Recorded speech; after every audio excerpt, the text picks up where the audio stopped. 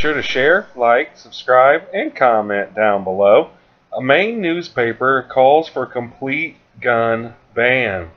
So let's clear the air and call for total civilian disarmament, period, says Greg Bates in an article for the Portland Press Herald in Maine, for which he takes off the mask and calls for an end to the Second Amendment. Mr. Bates is a book editor and has been linked to writings by radical leftist Ralph Nader, Howard Zinn, Noam Chomsky, and others. Now, he also is a big supporter of Ralph Nader's presidential campaigns. His editing and publishing company is called Harvard Editing. He also runs, or used to run, something called the Common Courage Press, which little information is available on. However, in his latest article titled "Yes, We Want to Take Away Your Guns, the Case for Civilian Disarmament, the Lowlights Included," he says this, quote, "We need to stand up to the NRA and push for what is so desperately needed, a complete ban on firearms. As students under fire in Florida speak out to end mass shootings, many hope this time it's different. Indeed, their demand is compelling. Our representatives in Washington must act less like politicians and more like parents. Most of them have children. They should act like it. But a fuzzy demand for gun control will likely squander this opportunity to save lives. To end the gun deaths, we need to ban all civilian guns." Now, in the U.S., eliminating guns looks politically impossible. Elimination would be difficult, even if we carved out an exception for licensed hunting clubs to keep registered rifles under lock and key. How could a buyback program address our gun culture?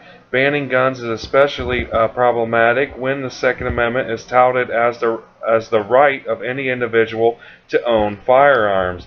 It says, "Yet, while we are a nation that reveres our Constitution, we are also one that changes it when it becomes clear that the Founding Fathers failed to see what modern times require. We changed the Constitution to allow women the right to vote. We reinterpreted it to protect the right to gay marriage." Now he goes on to say that we must have laws that keep Americans safe from gun technology, and the Constitution's framers never foresaw, from manufacturing techniques to laser gun sights to automatic weapons, even a simple revolver was beyond their conceptual horizons. Now it says, on the cultural front, the Australian experience suggests that pro-gun attitudes shift in favor of reducing weapons once the restrictive legislation saves lives. He says abolishing guns will profoundly alter the American way of life for the better, just like women's suffrage did. Is gun abolition too extreme? Not if human life comes first, he added. Now, many great political victories aim for what initially seems like an impossible objective. Opponents of slavery didn't advocate slave control; they were abolitionists. Gandhi did not campaign to control the British. He sought Indian independence from a starting point that looked hopeless. Nevertheless, in both cases, proponents succeeded while stating their objectives in uncompromising terms. In contrast, gun control advocates have long espoused incremental aims while eschewing any overachieving objective, and we have been completely overrun by the National Rifle Association. Background checks and banning AR-15s won't suffice.